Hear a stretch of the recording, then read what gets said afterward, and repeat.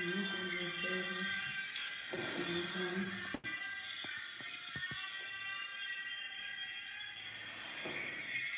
I'm getting the iPad out of my book bag because I completely forgot.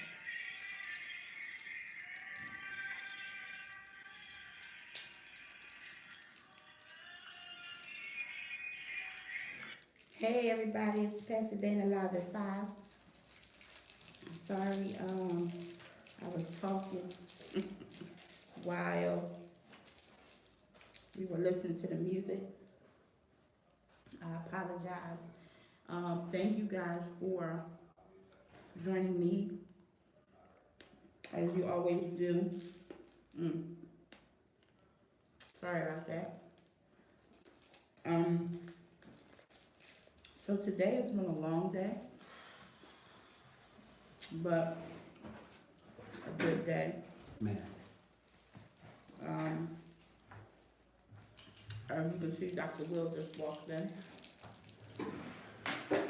hey guys, sorry, today's been a long day. We're gonna fix that so we can get him. We probably should have tried to, Dr. Keisha, do I get what do you call it? When you don't get all your pay because you show up late? I get docked. so we had a funeral today. So let me say this, and I don't want, I absolutely love serving God's people, which is something that we should all um, love doing as it pertains to, what God gives to us. Hey, everybody. But today was one of those days where I actually, today was one of those days where I actually was like, man, this is a little rough today. It was one of those. And so, what? Nah. Oh, you got your glasses on. I Uh, don't. That's all right. you need your glasses? It's all good. I'll work off of what you say. It's all good. Oh, we could do it on here? It's all good. We can go. Okay. Go ahead. Because I What was you're trying saying. to, I was doing the word on here, but Go ahead. What you're saying now. But yeah, I felt a little heavy today. Yeah. I felt a little heavy today. Because, not because of the funeral, but just because, this is just part of my job, as being a servant. Yeah. You know what I mean? Yep. And although I did not know these people and just coming in, just getting to know them just for that, few minutes, as I was doing a eulogy, the oldest daughter's husband, because, I walked down and actually wanted to be with with them as I was talking. Okay. And he started preaching with me, and I put the mic right in his mouth. And he was saying some stuff, and he was saying, "Yes, Pastor," and I'm like, wow, Mm-hmm. Mm-hmm. and then I took the mic back, Mm-hmm. and I said, well, did you hear what he said? Right. I said, because honestly, because this is family. Sure. And when your family starts speaking to you in that moment when you are hurting and you feel like I can't make it, Right. like this, yes. Yeah. And then I said something else, and he said, yes, Pastor, and yes, and I thank God, and I put the mic right in his mouth, Right. and they were, afterwards, they were coming up, they said, this was exactly what we wanted, the daughter just hugged me and said, thank you so much, and I said to them, which I say to any family, where I go, when I go and do a funeral, thank you for allowing me to serve you. Because it could have been anybody, Sure. else, and sometimes, I'm appreciative to, people, I'm appreciative that they would allow me that time, that space Sure. with their family. sure. You know, so that was my morning today. And then, you know, so, and of course, I'm gonna always pull on Dr. Will because I do. We were talking last week about this relational reset, unlearning. Are we leaving that moment you just had though, without talking about it? Go ahead, let's talk about it. Sure. Because, you know, I think, so here's the reality of ministry, right? I know, I'm like, Gray. is it gray up here? Yes, it is gray up there. Oh, Is except it? You don't have no. I didn't know it was gray up here, so it's just gray down here. I thought I got a lot of white. You Is got it gray up some, here? you got some right here, Oh, you got some right here. This will be cut next week. I'll be back to the goatee. I didn't know I had gray on my beard up here. Yes, you. I thought it was all black up here. I thought it was just down here. No, you got some here. You I'm not some got here. my mustache. Yeah, you got some right here. No, okay. Bye. Did you think it was gonna stay black Go forever? out and give me some just for doctors. Give me some just for men. Oh no. Did you think it was gonna stay black I thought I forever? was gonna stay black forever. Well, I hope you do. No. I cannot with you. This is what's interesting about what you shared, right? Mm. And it's something that we don't talk about in close quarters Wow. of ministry. Yeah. But there are things that bring on depression, that bring on anxiety, that bring on a sense of loneliness within ministry. Because there's a part of ministry where people who give. This is part of this relational reset, which you're saying right now. Yeah. Well, go ahead. There's a loneliness that comes along with it. Right. Most of the time, just out of the feeling that no one else really feels what you feel. You know? And so because there's a concern no one else really feels what I feel, even though they do what I do, we don't talk about it. Right. And we don't process it, we don't discuss it, and we don't talk about the impacts of it. You know, so in psychology, there is an extreme training that you go through about countertransference. Countertransference. And that is, especially in a sense where people are in roles that call for empathy, and you understanding and feeling how people feel and embracing those feelings, Okay. and you taking one of those feelings yourself. A lot of times, you know, that countertransference where you're now accepting other people's the emotions that they're projecting onto you, right? And you're pulling them in love and in grace. But then you're not processing how you feel. You know, so your attention becomes serve them and help their needs, not realizing that then you walk away with that shared feeling with no one then addressing your need. You know what I mean? And so the fact that you walked away feeling heavy is because of your empathy towards what they were going through, right? As a leader, which is great, which is where you should be, right? Was there, was present. You were able to feel what they feel. You took on some of that emotion. It becomes necessary for you then to be able to find either through self-care or from, you know, or through other care, for you to be able to walk away from that and then receive the service that you need. Right. I say crazy part, but the difficult part in this was I normally do that with any other funeral, but today, and I think too, and I didn't tell you this part, because there were some Mobleys that they were related to.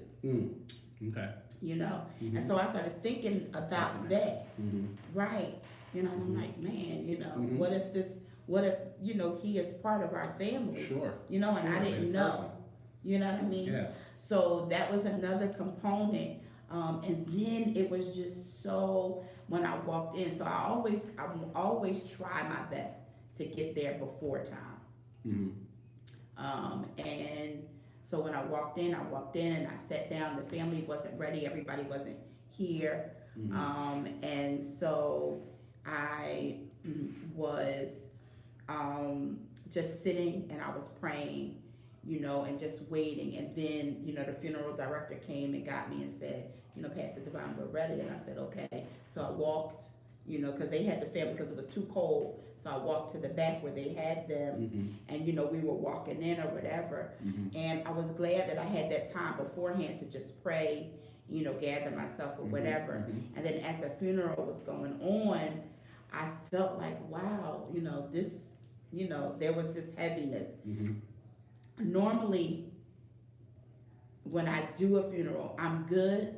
I walk away. I don't carry it. But for some reason today, I just did. And again, I don't know if it was because there were Mobleys. I don't know, but I did today. Yeah, and I think, that can happen at any time.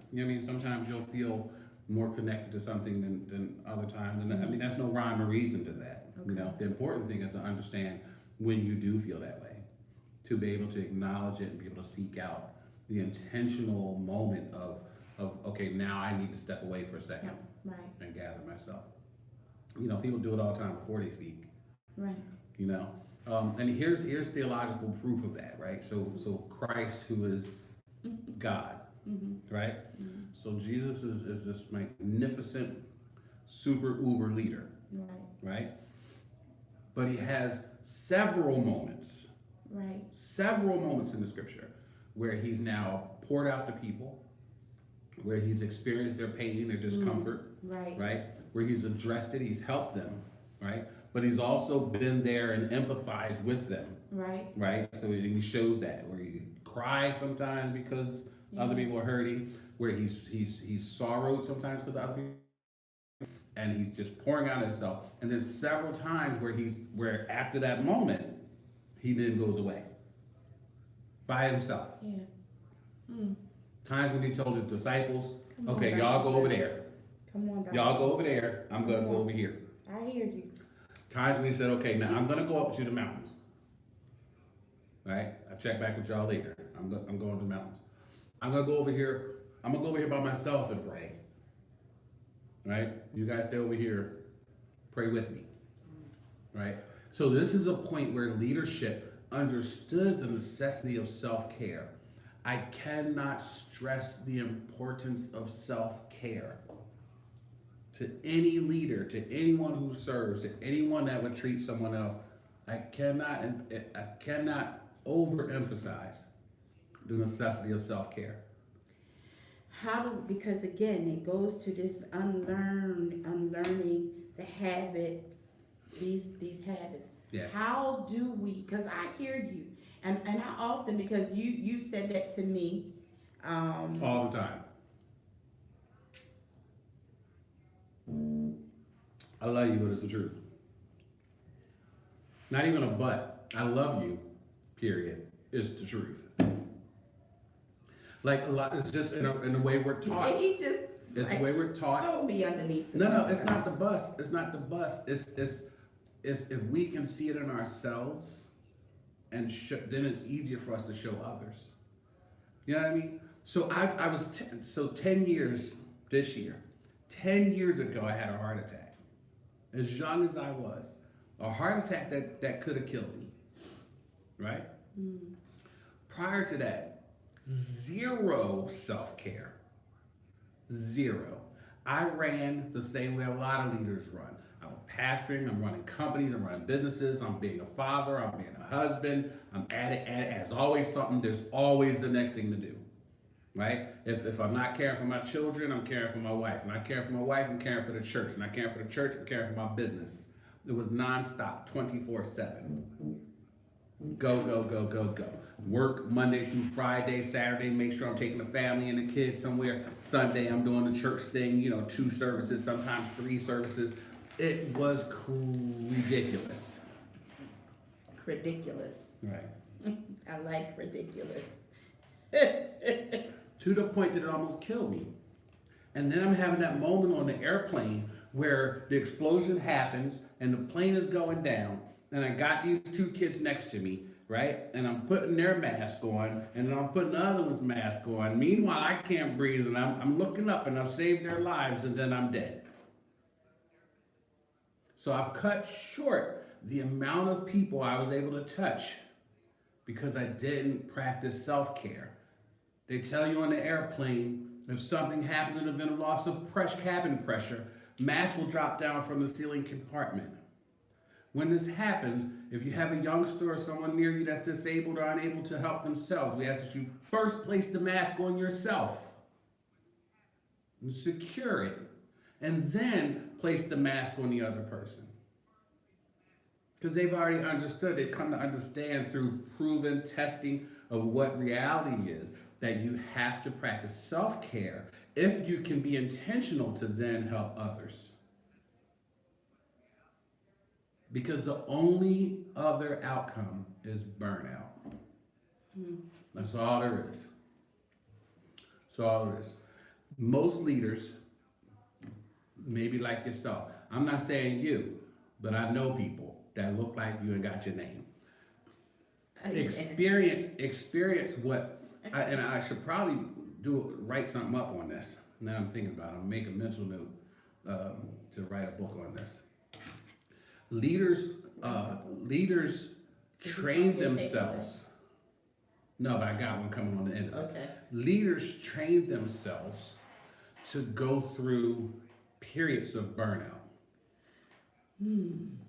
Well, they're burnout and then force start, and burnout and then force start, and burnout. It's like if you blow out a muscle, like if you're an athlete, right? And you burn out a muscle or you destroy a muscle, that muscle tears down and just needs time to heal, right? And build back up. A lot of athletes don't take the time it takes for that muscle to regenerate. So they come back too quick, right? And so they force it, they ball hard, but then they re-injure. And so they go through the cycle of, right, until they get to the point where they can no longer just be productive and they can't perform. Right? The first takeaway has got to be, there's nothing more important than self-care. That's got to be. Y'all see me listening, right? There's nothing more important than self-care. And this does not just apply to leaders. This applies to everyone. Mothers burn themselves out. Yeah. Fathers burn themselves out. You could burn yourself out on your job. You could burn yourself out in your ministry, even if you're not the ministry leader. Right? Here's signs of burnout.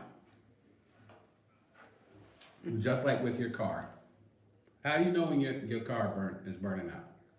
How do you know when your car is you've done too much? Don't say because the light comes on. Because by the time the light comes on, it's usually too late. When the light comes on, you're in failure. Right. No. Right.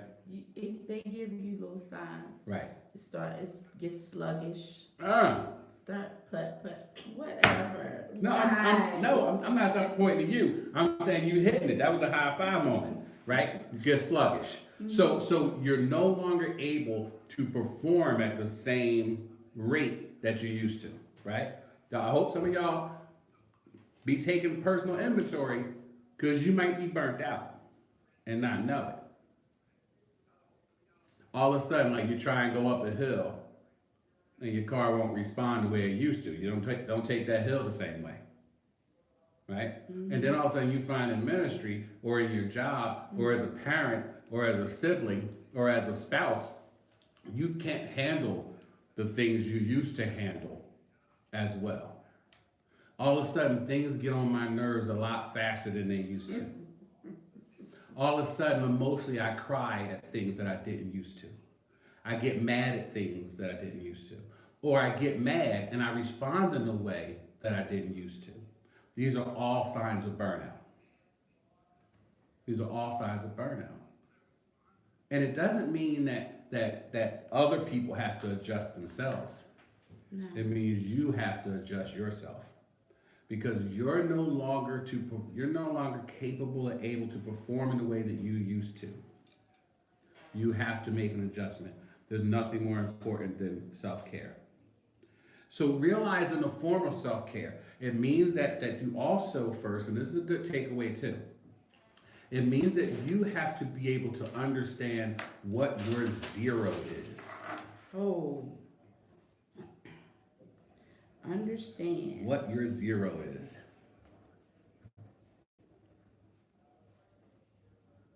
what your zero is. Hey, Monique Lewis. Takeaway 2. Hey, Mo. You gotta Understand understand what your what zero your is. zero is. What, So as you calibrate, you gotta know what your real norm is. And here's the danger. If you don't know what your true norm is, you learn to function in burnout.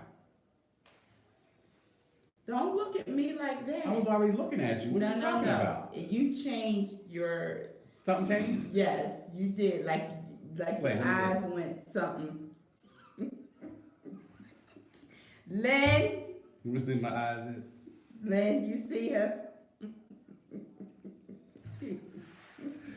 But you gotta be careful. If you don't know what zero is, you will learn. You will train yourself to function in burnout. How do you untrain yourself? Because I hear you. Self-care. Self-care. There's gotta be a realization. First, it's gotta be the realization. Do the assessment that we just talked about.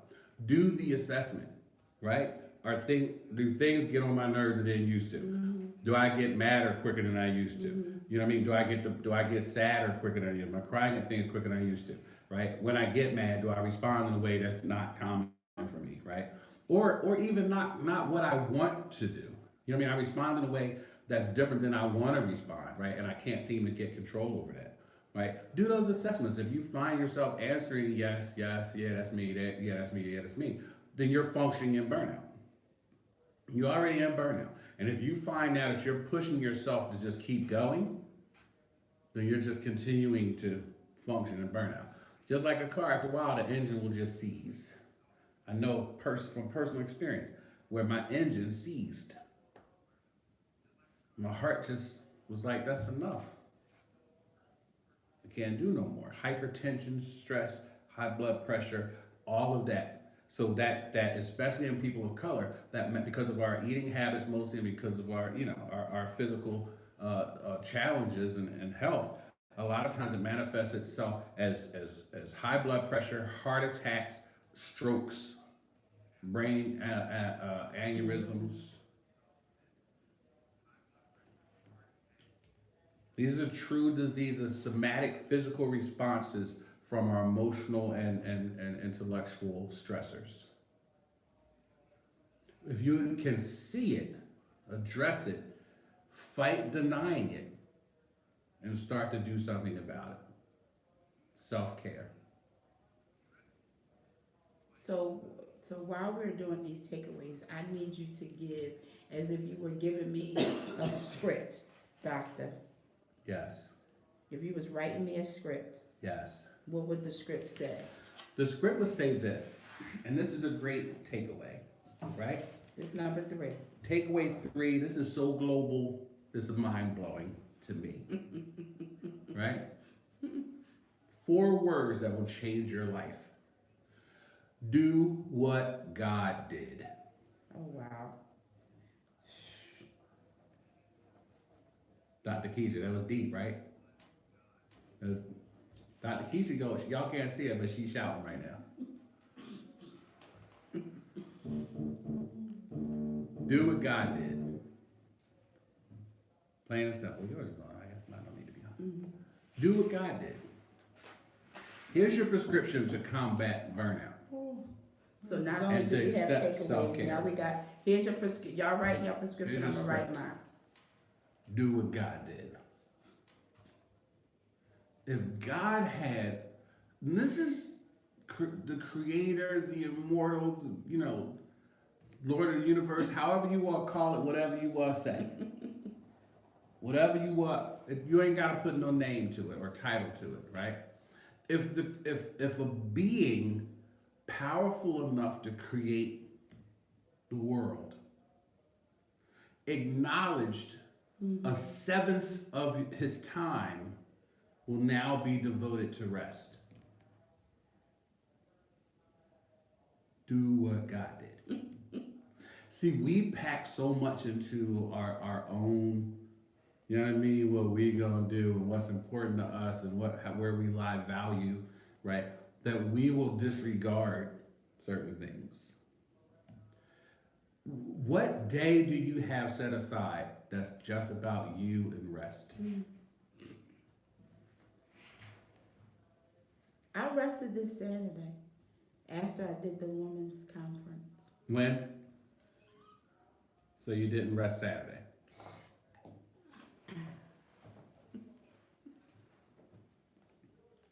I did afterwards. Because here's the thing, it didn't take God all day to create anything. God said, let there be light, and there was light. God said, I'm going to separate the firmament from the firmament, make the firmament the firmament. And the firmament was the firmament. God separated the day and the night. He looked at it and said, this is good. And the day was the first, and this was the first day. It doesn't say it was a 24-hour process. Yeah, He did some things. He makes some animals. He makes some birds. He do something else. He go back and get his glory. Right? He made Adam, doing the breath of life. Get up, walk around, talk to you a little bit, go back and get my glory. So I'm saying, you have to understand, it's like you can't even approach it like, I only did this day to serve other people, but I only did it for half a day, or I only did it for 4 hours. You still took from that day to serve others. It's essential that you be able to take time and do self-care. I've already given you the theological background and state on how Christ did it himself. He stepped away. If you have the kind of lifestyle where you cannot afford a whole day, then darn it, you need to learn how to portion out your time and your schedule. It's a quantifiable situation, right? I'm going to pull out my calculator. That's in the Greek. Calculator. So the average person, right, will rock out for 12 to 14 hours a day. The average person, not you. Not those who are up at 5 a.m. and walking at 6 a.m. So I'm not average? You are not average, sister. You're exceptional. That's a good thing. Right? Because what time does your day start? Let's do you. Can we do you? Can we No. be transparent? You already threw me out there, so. Not under the bus. I threw you out there, but I stood next to you in case any buses came. I would have waved them around. Go around her. So normally, Your now normal day. I haven't done my 6 a.m. Okay, with your normal But day. my normal day, Your I'll get normal up day is at, 6 a.m. I'll get up at 5:15, Okay. between 5:15 and 5:30, so I could be outside All right, by well- 6 o'clock. We'll call it 5:30. You're up. Right. Uh-huh. Okay, 5:30, I'm up. Uh-huh. And okay, we ain't gotta go all in the middle. Don't tell everybody your business. Y'all need to know where she at. Track her every 5 minutes of the day. What time do you shut it down? Because I know what this look like. Don't lie neither. What time do you shut it down? You What said do you mean get up. Shut it down. You identify when you get up at 5:30. But what do you mean shut it down? When do you stop? When is it done? When I When go are to you bed? When are you in bed and not in bed to read, not in bed to be on the phone calls, not in bed to start the prayer line? When is it over? The day ends for you and you're going to sleep what time? Be real, just identify and then take away 4. Identify and respond. Probably around 2 o'clock. 2 a.m. Mm-hmm. 2 a.m. Right. Don't be over there shaking your head because I done seen you here I at was 5 getting ready to a.m. say. to midnight. 12 midnight Right. leaving yesterday. Right. Calling me Right saying, after- I'm leaving work now. I'm Right. like, what? Right. So let that soak in. That your daily routine is like 5:30 to 2 a.m.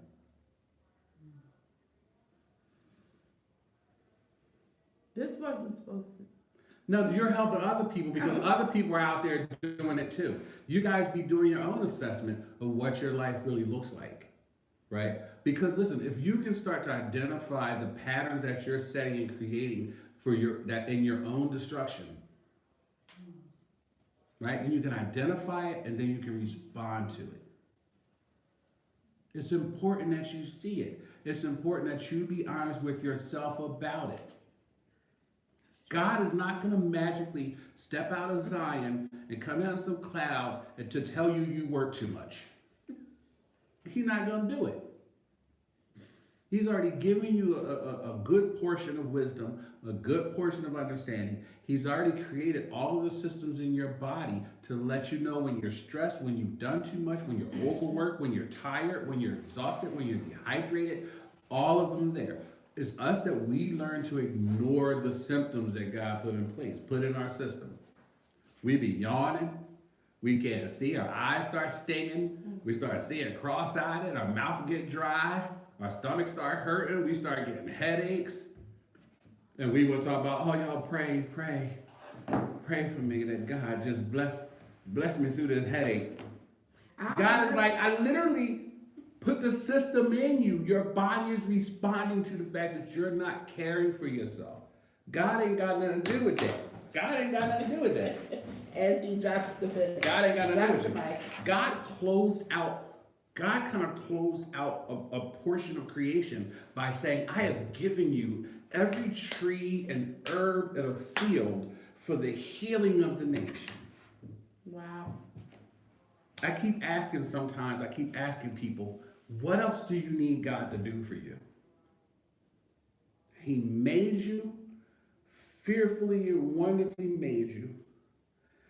He established the world for you to live in and to dominate. He provided all the healing you'll ever need. He's already given you an option to secure your eternal salvation.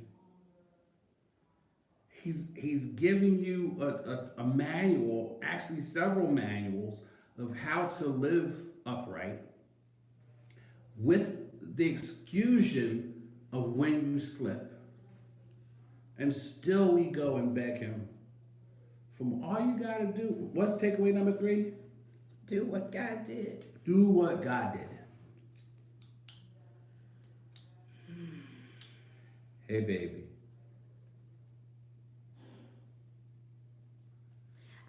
Hey, Lynn Love. Hey, Lynn, my sister. Hey, everybody else. Hey, Tina Young. Hey, Aaron. Hey, team. Hey, team. I So don't do those have... self-assessments. Care for yourself. Take care of yourself. And then rest. When we go back to your model, your assessment model, right? So this is how many hours? Let's see.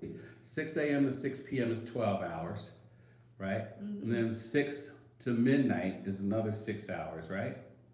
That's 18 hours.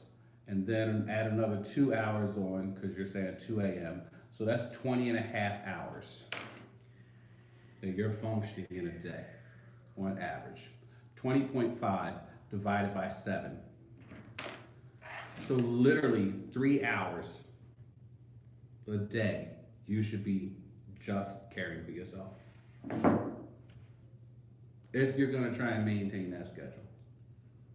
Which means if you break that up, that means 3 times a day, you should stop for at least 1 full hour to just care for you.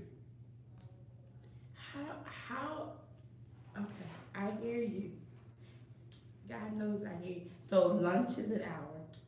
Lunch could be an hour. If it's an hour, and it can't be a working lunch, it needs to be you caring for you. You caring for you. You caring for you. I'm doing better.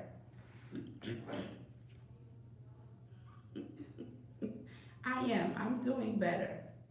I'm doing better. I wish that Lenise could testify of the difference in my life since my heart attack. Right? And it wasn't an immediate change. It was gradual over the years. Where now I've learned a new pattern of life. Where I'll go to the movies. Where I'll get massages. Where I'll sit and do nothing. Now I was never one to like take a nap. It just was not in my thing. I ain't nap. Middle of the day, I'm supposed to be doing something. Right? If you have to be at your peak performance, to be able to respond the way that you want to respond, to be at 100, you have to be able to replenish yourself. Look, she said it makes me. I try. I try, because there's nothing more important than self-care. You have to do it. I think sometimes, not y'all, but we know people. I think sometimes we take self-care after something tragic happens in our lives instead of doing what you are telling us to do now, because somebody is on that borderline Mm-hmm. of all the things that you talked about in terms of burnout, excuse me, even strokes or heart attacks, and there are signs and there are symptoms, but they ignore. And I'll be the first to say, ignoring the sign or the symptom, Mm-hmm. and thinking, oh, I'll be all right.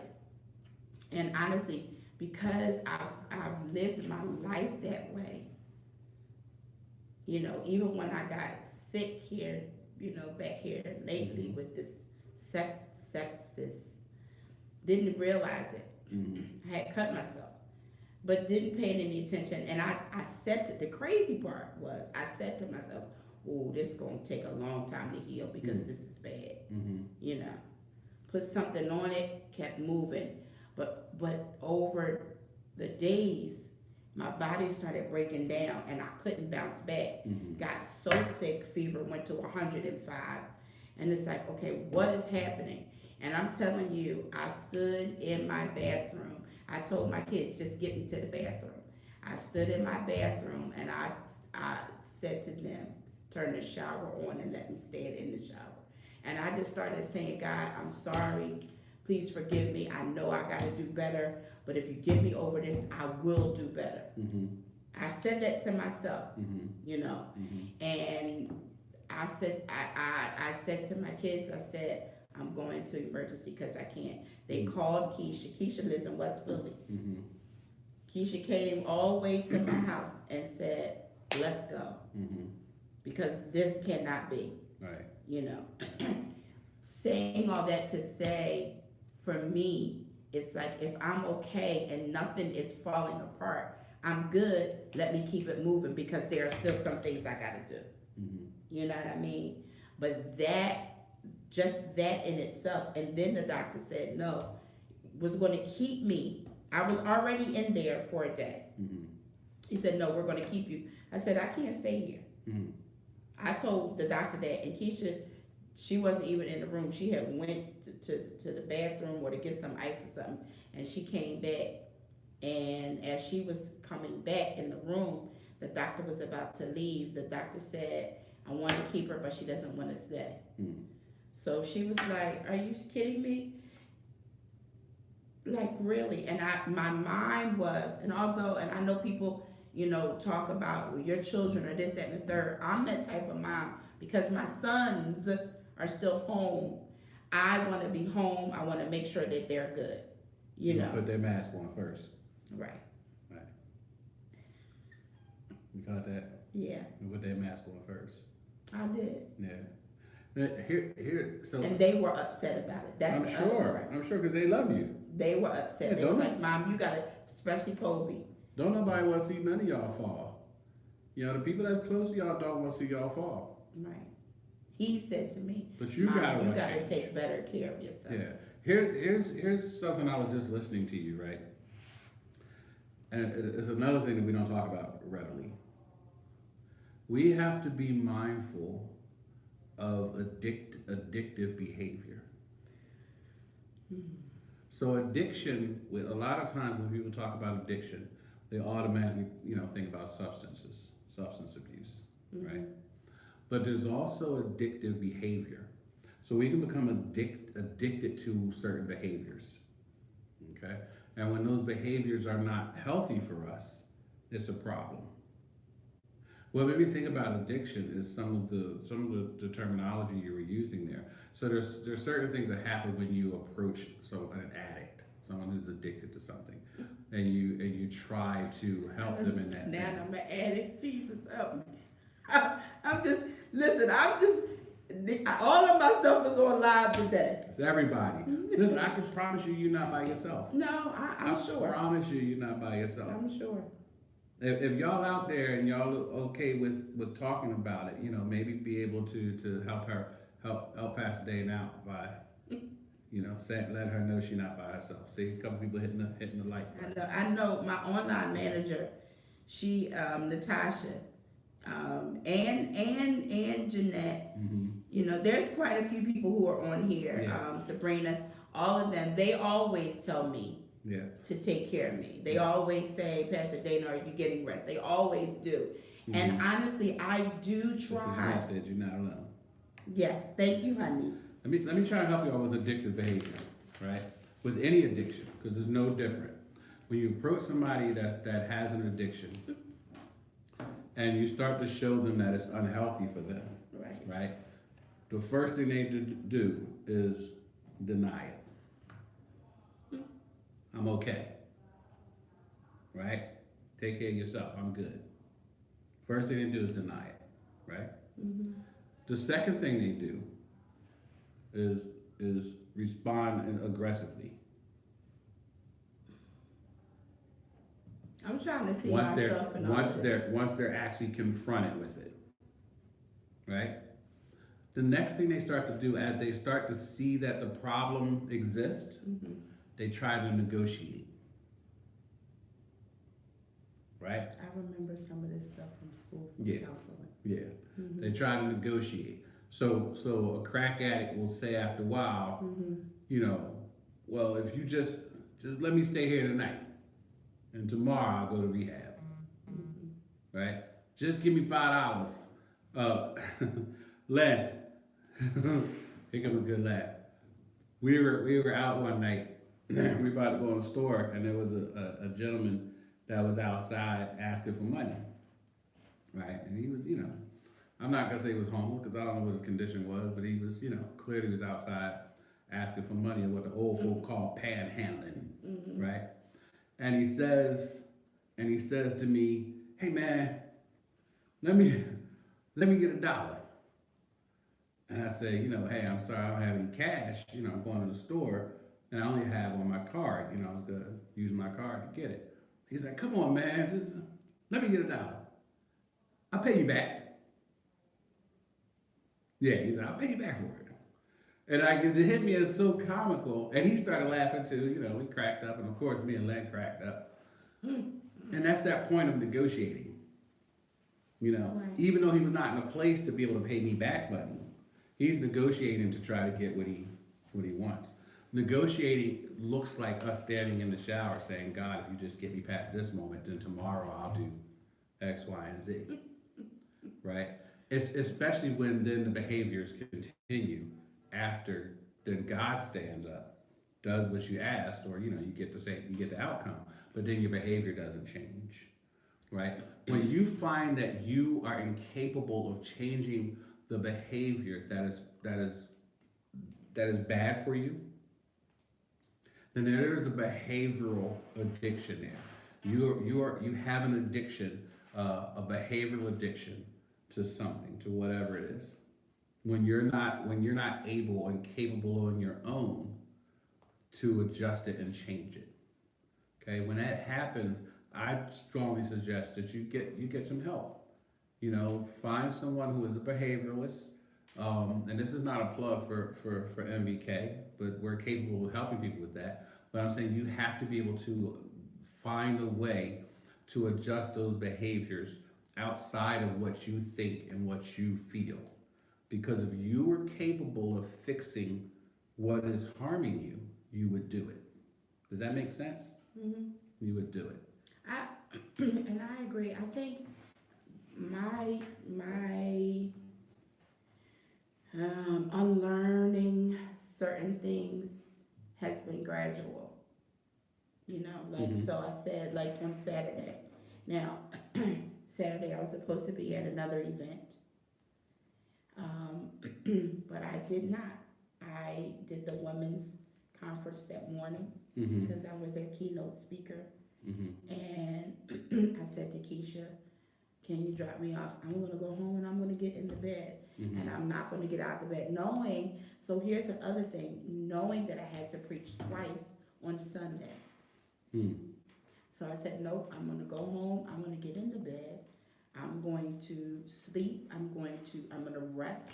You know, I didn't turn the TV on, none of that. That may not be a good thing, but. What, not turning the TV Yeah. on? Well, I'm not a TV watcher. Right. There are certain things that I like to watch. Mm-hmm. I did turn on my phone. I did turn on my Bible app because I wanted to listen to, you know, the word.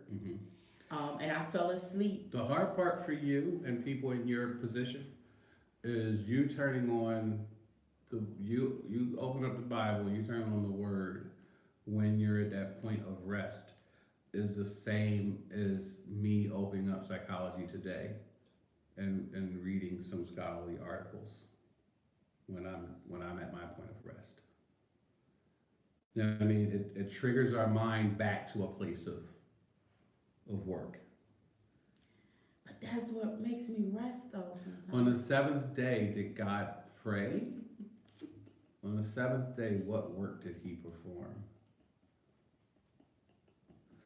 So here's a set. I'm trying, y'all. So understand. I'm laughing because you're right. 20, right. Understand Exodus 20, right?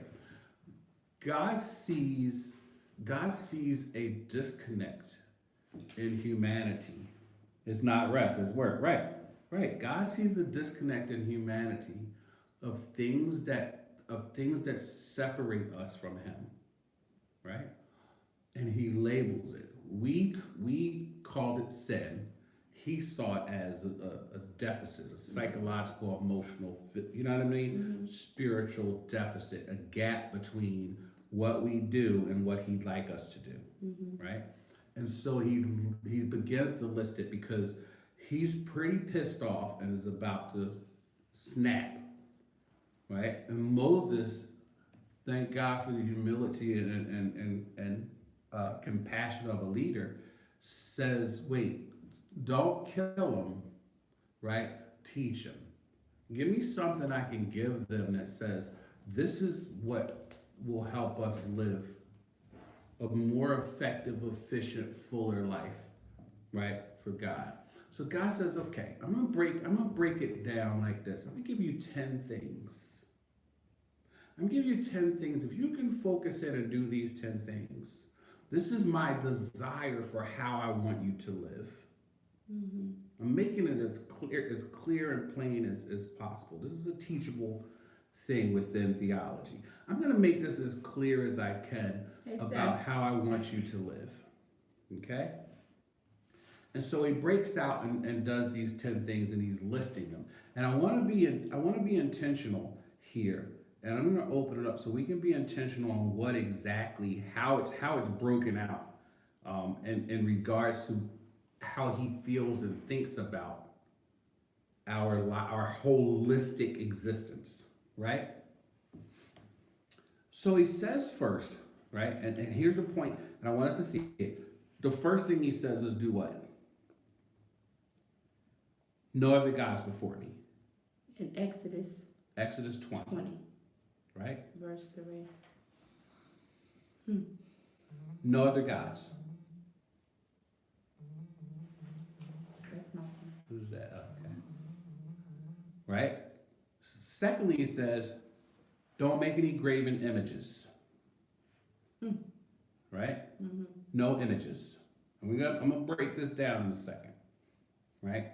Of nothing. Be clear about that. Right?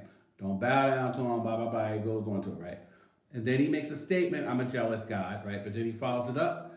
He follows it up by saying, show him mercy, commandments. He jumps down to verse 7 and says, the next thing here, right? Don't take the name of the Lord in vain. Okay? Don't take it in vain. Don't do it. Right? I'm not going to hold you guiltless who does this, right? And then there's a shift here. Yeah. And he says, remember the seventh day, remember the Sabbath, remember the day of rest, right? To keep it holy. And holy in this regard does not mean what the Western Christian holy in a sense of like church right? This portion of holy, if you break it out in the original text, is a separate kodesh, meaning appointed, sacred, dedicated. Hi, Daddy. Dedicated, right? What's up, Apostle Coleman? Why don't you tell me? You should say he's here first, and then give us the opportunity. No, I was for speaking to someone my daddy speak. first. Go ahead, finish. You were just trying to take up my daddy. So keep the Sabbath, right? Shabbat, right? 6 days, and he follows it up by being intentional. Right. 6 days you should work, and do all the work you gotta do in those 6 days. Like, it couldn't be clearer. Yes. I'm not making it up. No, you're Right? not. 6 days shall thou labor and do all thy work. But the seventh day is the Sabbath of the Lord thy God. In it thou shalt not do any work. Not you, not your kids, not the people who work for you. So don't make other people who work for you work that day because you're not working.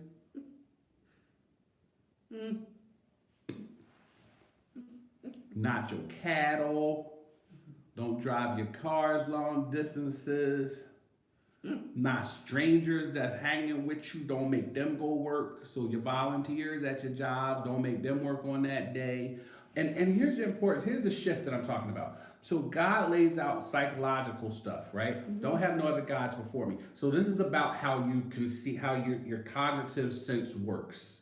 A lot of people like to say it's spiritual. I like to say it's psychological, right? Because psychologically, it's important how we see ourselves is based on our own self-value. If you see yourself as belonging to God, it changes your self-worth.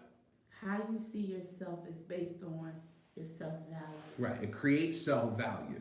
If you see yourself as belonging to God, if you have no other gods before him, if he's yours and you're his, right, that creates self-value for you. That's where you start to establish your own personal worth, right? I am worth something.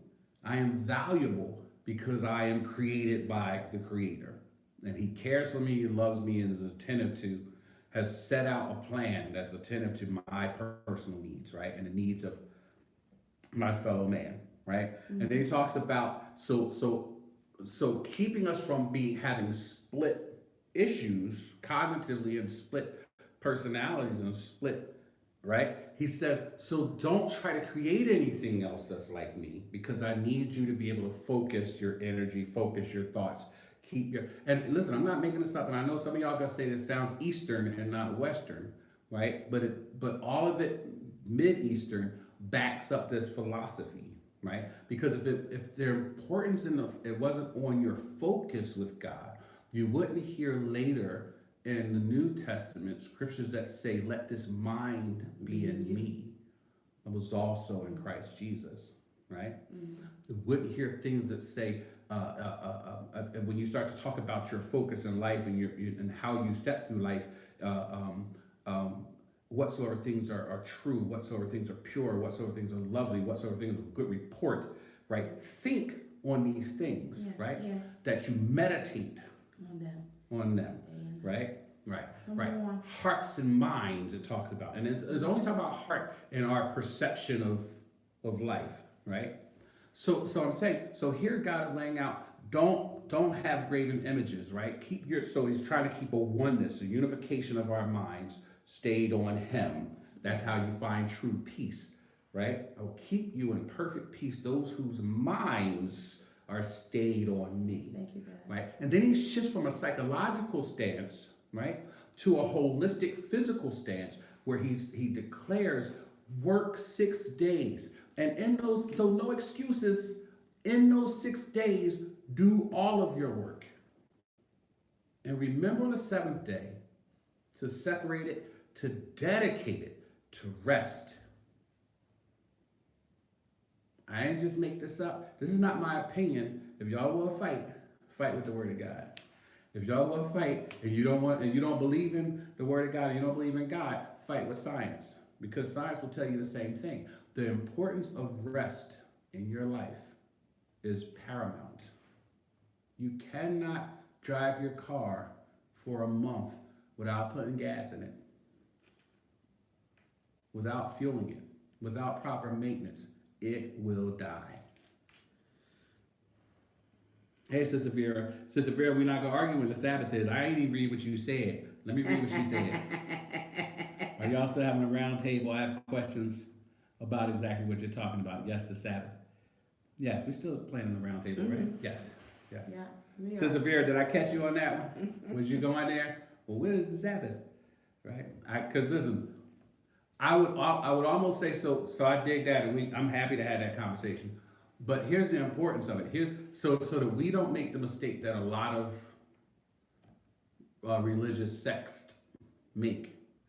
Don't focus on the particulars so much that you miss the principles. Here's the principle to carry forth. You must find a day of rest. You must.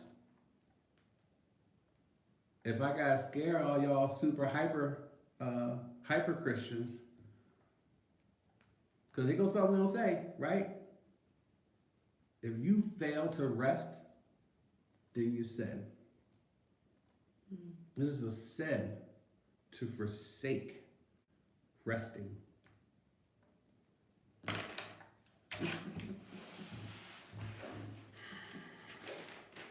So It's a sin to abandon self-care. this is definitely relational reset. Most definitely. Unlearning the habits that hold us hostage to really not fulfilling or having a fulfilled life, I should say. And I wanted to go in a different direction. I was going to talk about judgment today, but maybe that was so not what God wanted to talk about today, which is fine with me, because we know how to allow God to do what he does through us. Where we at? Yeah. Yeah. He does. And honestly, what's the funny part about it is, I said to myself today, I said, God, I said, I'm tired. You told him you said. I told him, I said, I'm tired. What did he respond to you? You were the response. Y'all feelings would be hurt if y'all could hear God and how many times he says, duh. I know he does. I know he does to me. Right. Your mind would be blown if you hear how many times God is like. But it's just like if I'm talking to Keisha. Jesus on the right hand, and the Father just glanced over Jesus like, right. But so when I said that, it was like I would be talking to Keisha, and she'd be like, well, you need to take care of that. If Jesus could text, he'd be answering a lot of your prayers with SMH. Shaking my head.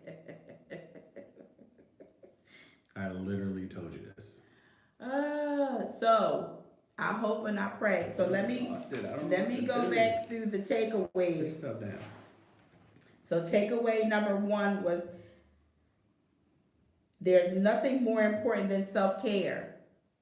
That was takeaway number 1. Takeaway number 2 was understand what your zero is. Y'all hearing that? And takeaway number 3 was do what God did.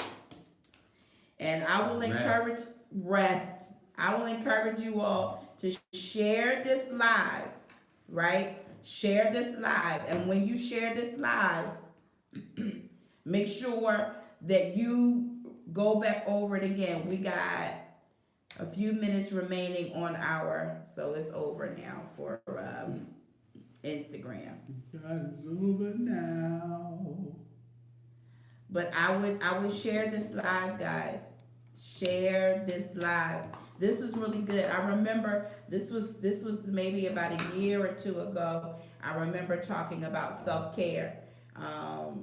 You know, because the Lord said to take heed to yourself. I said, okay, God, I'm gonna take heed to myself. And I said, and it does.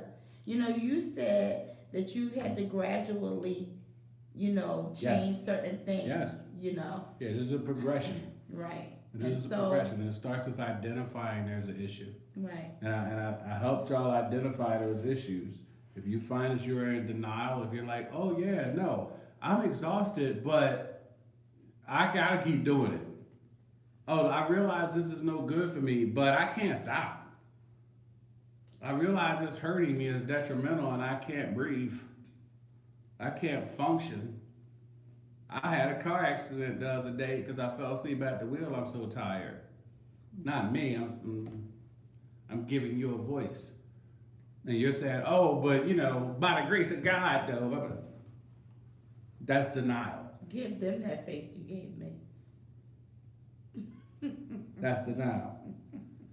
You know, especially if you're getting aggressive towards the people that are trying to help you, telling you, hey, you gotta stop. We see it in you, people that are close to you. I see it in you, you're doing too much.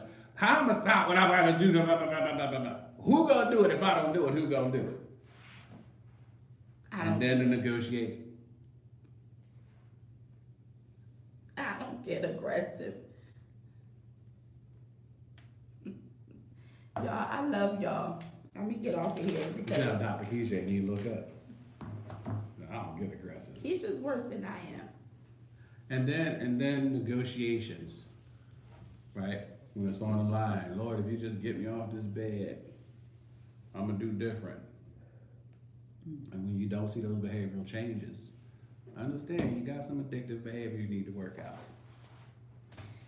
So y'all got the takeaways. Again, please share this video. Share this live. This is important. This is important. This wasn't just for me today. Although I feel like I was the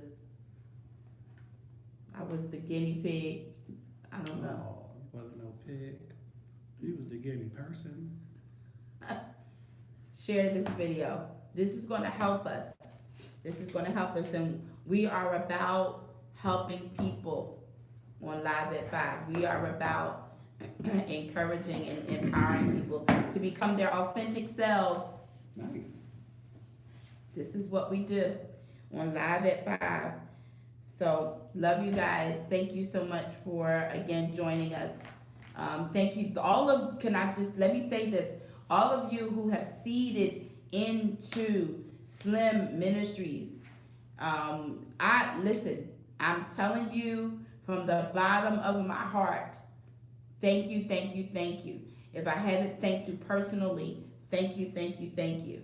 I thank you. I appreciate it. I don't take it for granted. Trust me. I trust me. So thank you guys.